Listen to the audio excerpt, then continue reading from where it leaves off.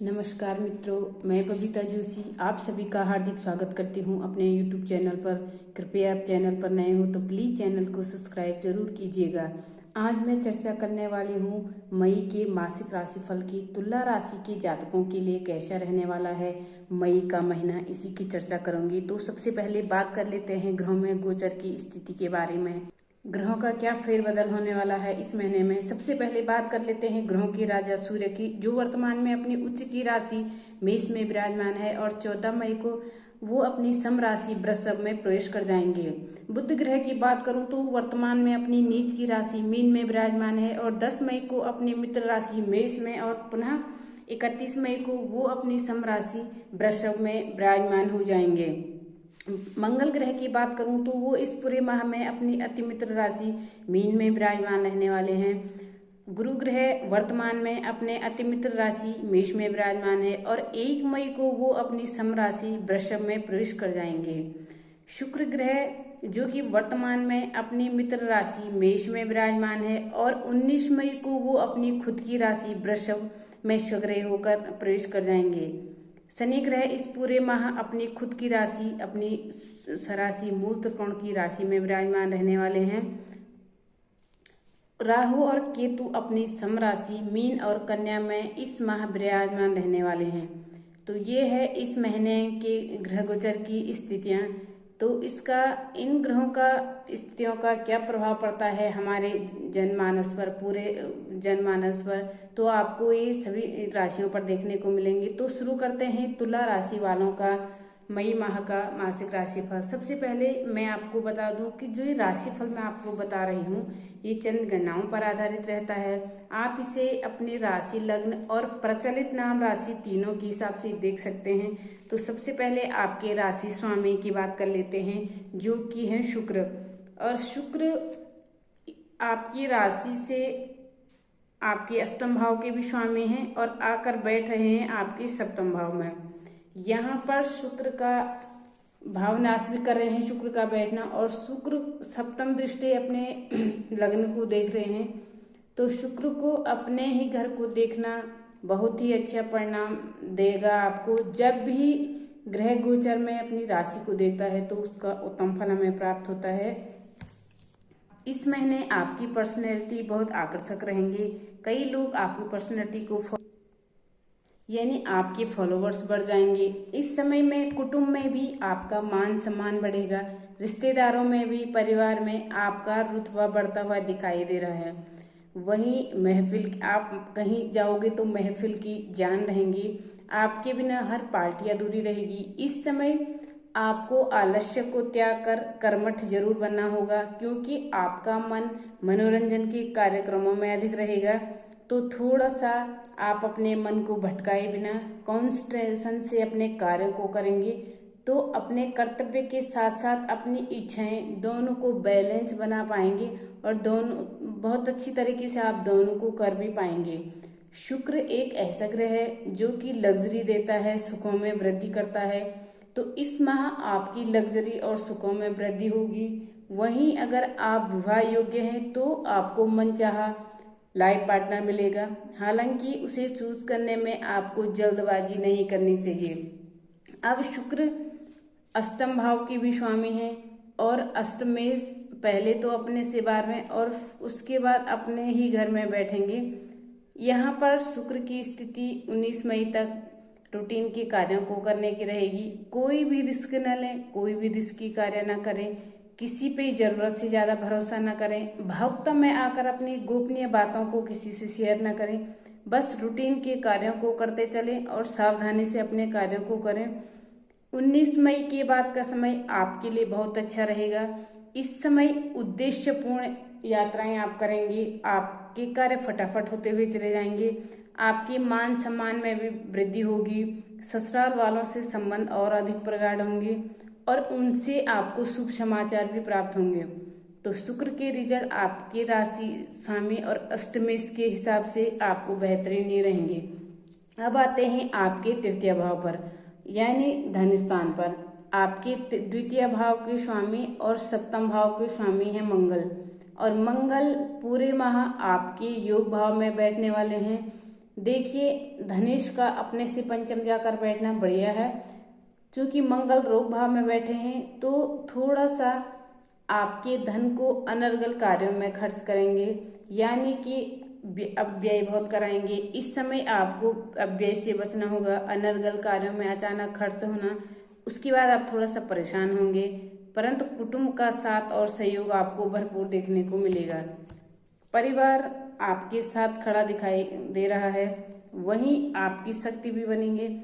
आपके decision making improve होगी। हालांकि इस समय आपको सोच समझ कर डिसीजन लेने होंगे, पर आप अपने पारिवारिक सदस्यों से सलाह लेकर जो भी डिसीजन लेंगे उसमें आपको सफलता जरूर प्राप्त होगी। अपने कार्यों को धैर्यपूर्वक करें और खुद जिम्मेदारियां अपने ऊपर लेकर कोई भी कार्य न करें।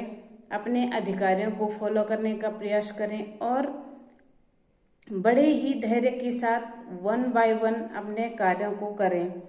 आपके सभी कार्य निर्विघ्न पूर्ण हो जाएंगे। अब मंगल क्योंकि आपके सप्तम भाव के भी स्वामी हैं, सप्तमेश मंगल अपने से 12वें बैठ रहे हैं, तो इसीलिए दाम्पत्य जीवन में ईगो की प्रॉब्लम हो सकती है। रिश्ता बिगड़ा हुआ है तो और ज़्यादा सावधानी रखनी होगी, क्योंकि शुक्र भी यहाँ पर बैठे हैं। 19 मई तक शुक्र सप्तम भाव में बैठकर कार्य को भावनाश कर रहे हैं, यानी दाम्पत्य जीवन को उथल पुथल कर रहे हैं। जिनका दाम्पत्य जीवन उतार चढ़ाव से गुजर रहा है उनको विशेष ध्यान रखने की आवश्यकता है। अपने लाइफ पार्टनर के साथ धैर्य के साथ काम लें, विनम्रता के साथ एक दूसरे को समझने का प्रयास करें, अंडरस्टैंडिंग बढ़ाने का प्रयास करें। ईगो एक दूसरे के रिश्तों के बीच में नहीं आना चाहिए, इस बात का भी आपको ध्यान रखना होगा। यहाँ पर सूर्य भी बैठकर आपके रिश्ते को थोड़ा सा जलाएंगे। व्यापारिक वर्ग के लिए भी ये समय थोड़ा सा टफ रहने वाला है। व्यापार में आपको कई प्रकार के चैलेंज का सामना करना पड़ेगा, परंतु फिर भी आपके हौसले बुलंद रहेंगे। इस वजह से आप अपने व्यापार को रूटीन में चला पाएंगे। परंतु इस समय नए और रिस्की कार्यों से आपको बचना चाहिए। रूटीन में जो कार्य कर रहे हैं उन्हीं को करने का प्रयास करें और कहीं पर भी किसी कार्य में जल्दबाजी ना करें। पार्टनरशिप में कार्य कर रहे हैं तो पार्टनर की भावनाओं को थोड़ा सा समझना होगा, यानी मंगल के रिजल्ट आपको मिक्स इस माह मिलेंगे। अब आते हैं आपके पराक्रम भाव पर। आपके पराक्रम भाव के स्वामी और रोग भाव के स्वामी हैं गुरु, और गुरु आकर बैठे हैं आपके अष्टम भाव में। यहाँ पर गुरु का बैठना थोड़ा सा समस्या आपको उत्पन्न कर सकता है, क्योंकि गुरु खुद ही एक सौम्य ग्रह है और अष्टम भाव अच्छा नहीं माना जाता है। इसीलिए इस समय आपको कोई भी डिसीजन लेते समय फूक फूक कर कदम रखने होंगे। राजनीति से जुड़े हुए लोगों को कुछ चैलेंजेस का सामना भी करना पड़ सकता है। हालांकि आपके छोटे भाई बहनों के साथ आपके संबंध बिगड़ सकते हैं, थोड़ा सा संभल कर रहें। इस समय डिसीजन मेकिंग आपकी स्ट्रांग होनी चाहिए। किसी अनुभवी मित्र की सलाह लेकर आपको अपने कार्यों को करने चाहिए, तो आपके लिए बेहतर रहेगा। अब गुरु क्योंकि आपके रोग भाव के भी स्वामी हैं और अष्टम में बैठे हैं, तो वो आपके स्वास्थ्य से संबंधित समस्याओं को थोड़ा सा ठीक करेंगे, उसमें आप बेटर फील करेंगे। परंतु इस समय आपको अपने स्वास्थ्य का विशेष रूप से ध्यान रखना होगा। खास तौर से रक्त विकारों से रोगियों को विशेष सावधानी के साथ आगे बढ़ना होगा। छोटी छोटी समस्याएं, छोटे छोटे रोग आपको इस समय परेशान कर सकते हैं, तो बहुत ज़्यादा ध्यान रखकर अपने स्वास्थ्य का ध्यान दें। इस समय आपको वर्क प्लेस में भी अपने शत्रुओं से सावधान रहना होगा। इस समय हर कार्य को सावधानी पूर्वक करें और गुप्त तरीके से करें, तो आपके लिए बेहतर रहेगा। इससे आपके शत्रु आपके कार्यों में व्यवधान नहीं डाल पाएंगे। तो गुरु के रिजल्ट आपको मिक्स मिलने वाले हैं, इसलिए संभल कर रहने की ही आवश्यकता है। अब आते हैं आपके योग कारक ग्रह शनि पर। शनि आपके पंचम भाव में स्वग्रही होकर बैठे हैं और सुकेश और पंचमेश दोनों हैं, तो सुख स्थान और पंचम भाव के स्वामी शनि के रिजल्ट आपको बहुत ही अच्छे मिलते आ रहे हैं और बहुत अच्छे आगे भी मिलेंगे, क्योंकि शनि आपको मेहनती बनाएंगे, आपके सुखों में वृद्धि करेंगे, भूमि वाहन जैसे सुखों से आपको परिपूर्ण करेंगे। वही पढ़ाई में भी आप अपनी मेहनत के दम पर अच्छे परिणामों को हासिल करेंगे। करियर के तौर पर जुड़ी सुड़ी को चुन सकते हैं, या फिर आप अपना खुद का काम शुरू करना चाहते हैं तो कोई मेगा मार्ट ग्रोसरी का, या फिर खेती बाड़ी से संबंधित, एग्रीकल्चर से संबंधित कैरियर्स को आप चूज कर सकते हैं। तो शनि के और भी रिजल्ट आपको अधिक बेहतरीन परिणाम आप प्राप्त करेंगे। अब आते हैं सीधे आपके कर्म भाव पर।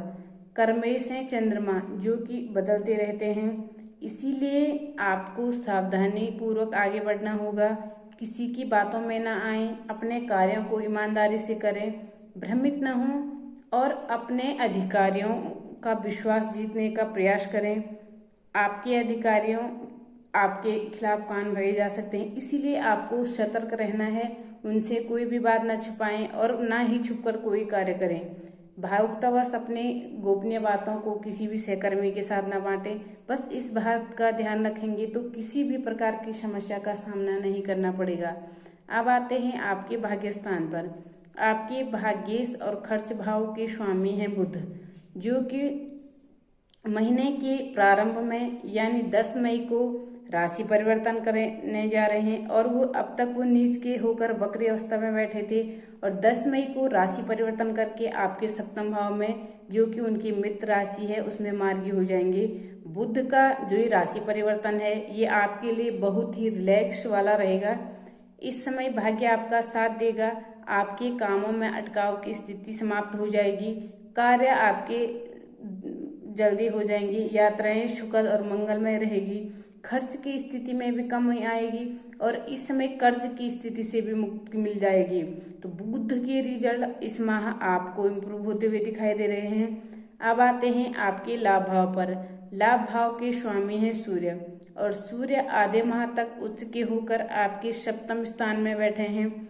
वहीं 14 मई को सूर्य राशि परिवर्तन करके गुरु के साथ युति करते हुए आपके अष्टम भाव में आ जाएंगे, और दोनों ही परिस्थितियों में सूर्य के रिजल्ट आपको बहुत ही अच्छे मिलेंगे। लाभ की स्थिति अच्छी रहेगी, खासकर गोल्ड के व्यापारियों के लिए समय अच्छा रहेगा। वहीं ये इस समय अगर आप बिजली या इलेक्ट्रॉनिक से संबंधित कोई भी व्यवसाय करते हैं तो उसमें भी बहुत अच्छा लाभ आप प्राप्त करेंगे। आप इस समय आपको बड़ी उपलब्धि मिल सकती है। मैन्युफैक्चरर्स के लिए बड़े ऑर्डर का आपका ये समय रहेगा। आपको कोई बड़ा ऑर्डर मिल सकता है। सेल्फ कॉन्फिडेंस आपका बढ़ेगा। तो ये है तुला राशि वालों का मई माह का मासिक राशि फल।